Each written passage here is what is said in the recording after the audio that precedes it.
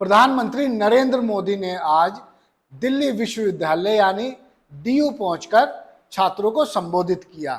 उन्होंने यहां उनको मंत्र दिए कि किस तरह से जिंदगी में आगे बढ़ा जा सकता है, नेगेटिविटी को पीछे छोड़कर पॉजिटिविटी अपनाकर आगे बढ़ सकते हैं। नमस्कार, मैं हूं मोहम्मद इमरान और बात कर रहे हैं प्रधानमंत्री के डीयू दौरे की। आज प्रधानमंत्री नरेंद्र मोदी ने दिल्ली विश्वविद्यालय का दौरा किया। वो मेट्रो से डीयू पहुंचे। इस दौरान उन्होंने मेट्रो में सफर करने वालों से बातचीत की और लोगों ने उनके साथ सेल्फी खिंचवाई। आपको याद होगा कि इस तरह के नज़ारे फ्रांस में, ब्रिटेन में और इटली में, कई अन्य देशों में देखने को मिलते हैं, जहां प्रधानमंत्री एक आम व्यक्ति की तरह ट्रांसपोर्ट यानी पब्लिक ट्रांसपोर्ट में सफर करते हुए दिखाई देते हैं और पब्लिक के बीच जाते दिखाई देते हैं। ठीक उसी तरह प्रधानमंत्री नरेंद्र मोदी ने भी यही प्लान अपनाया है, यानी यही स्ट्रेटेजी के तहत उनको युवा पसंद कर रहे हैं। उन्होंने डीयू में एक आधे घंटे का लेक्चर दिया और बताया कि किस तरह से देश में लगातार युवा नौकरी नहीं बल्कि नए स्टार्टअप की ओर बढ़ रहे हैं। उन्होंने अपनी भाषण में कहा कि डीयू में पढ़ने वाली छात्राओं की तादाद लगातार बढ़ती जा रही है, यानी मेल स्टूडेंट कम हो रहे हैं, फीमेल स्टूडेंट्स ज्यादा हो रहे हैं। आप सुनिए प्रधानमंत्री ने क्या क्या कहा।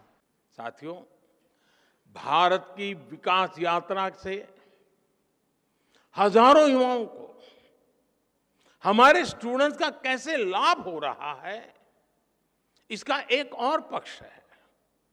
आज दुनिया के लोग भारत को, भारत की पहचान को, भारत की संस्कृति को जानना चाह रहे हैं। कोरोना के समय दुनिया का हर देश अपनी जरूरतों के लिए परेशान था, लेकिन भारत अपनी जरूरतों को पूरा करने के साथ साथ दूसरे देशों की भी मदद कर रहा था। लिहाजा विश्व में एक क्यूरियोसिटी पैदा हुई कि आखिर भारत के वो कौन से संस्कार है जो संकट में भी सेवा का संकल्प पैदा करते हैं। भारत का बढ़ता सामर्थ्य हो, भारत की G20 प्रेसिडेंसी हो, ये सभी भारत के प्रति कौतूहल बढ़ा रहे हैं। इससे हमारे जो ह्यूमैनिटीज के स्टैंडर्ड्स हैं, स्टूडेंट्स हैं, उनके लिए अनेकों नए अवसर पैदा होने वाले हैं। योग जैसा हमारा विज्ञान, हमारी संस्कृति, हमारे फेस्टिवल, हमारा लिटरेचर, हमारी हिस्ट्री, हमारा हेरिटेज, हमारी विधाएं, हमारे व्यंजन आज हर किसी की चर्चा हो रही है। हर किसी के लिए नया आकर्षण पैदा हो रहा है। इसलिए उन भारतीय युवाओं की डिमांड भी बढ़ रही है जो विश्व को भारत के बारे में बता सके, हमारी चीजों को दुनिया तक पहुंचा सके।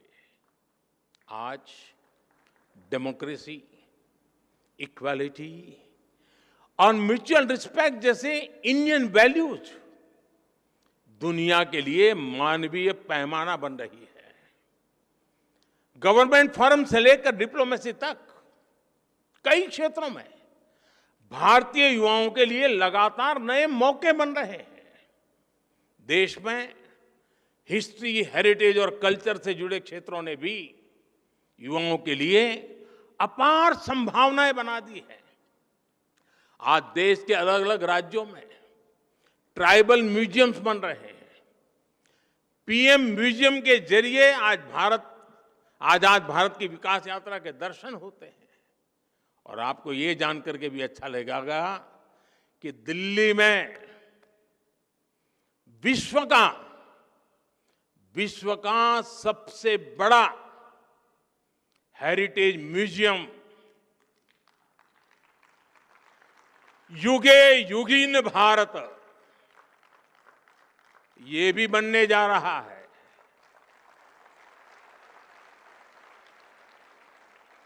कला, संस्कृति और इतिहास से जुड़े युवाओं के लिए पहली बार पैशन को प्रोफेशन बनाने के इतने अवसर पैदा हो रहे हैं। इसी तरह आज दुनिया में भारतीय टीचर्स की अलग पहचान बनी है। मैं ग्लोबल लीडर से मिलता हूं, उनमें से कई अपने किसी न किसी इंडियन टीचर से जुड़े किस्से बताते हैं और बड़े गौरव से बताते हैं। भारत की ये सॉफ्ट पावर इंडियन यूथ की सक्सेस स्टोरी बन सकती है। इस सब के लिए हमारी यूनिवर्सिटीज को, हमारे इंस्टीट्यूशंस को तैयार होना है, अपने माइंडसेट को तैयार करना है। हर यूनिवर्सिटी को अपने लिए एक रोड मैप बनाना होगा, अपने लक्ष्यों को तय करना होगा। जब आप इस संस्थान के 125 वर्ष मनाए, तब आपकी गिनती वर्ल्ड की टॉप रैंकिंग वाली यूनिवर्सिटी में हो, इसके लिए अपने प्रयास बढ़ाएं। फ्यूचर मेकिंग इनोवेशंस आपके यहां हो, दुनिया के बेस्ट आइडियाज और लीडर्स आपके यहां से निकले, इसके लिए आपको लगातार काम करना होगा। लेकिन इतने सारे बदलावों के बीच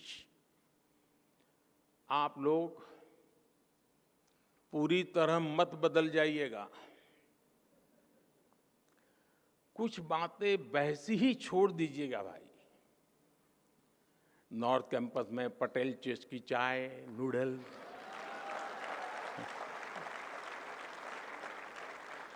साउथ कैंपस में चाणक्य आज के मोमोज, इनका टेस्ट न बदल जाए, ये भी आपको एंश्योर करना होगा।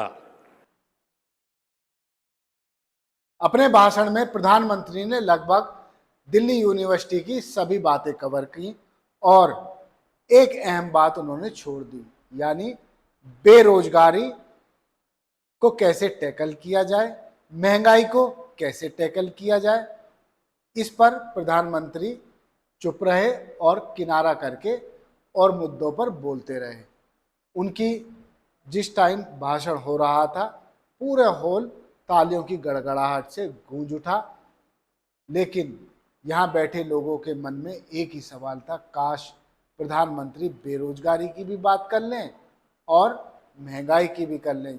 महंगाई ने लोगों को रोने के लिए मजबूर कर दिया है। धन्यवाद। आप देखते रहिए जय हिंद जनाब। चैनल को लाइक और सब्सक्राइब करना ना भूलें। जय हिंद।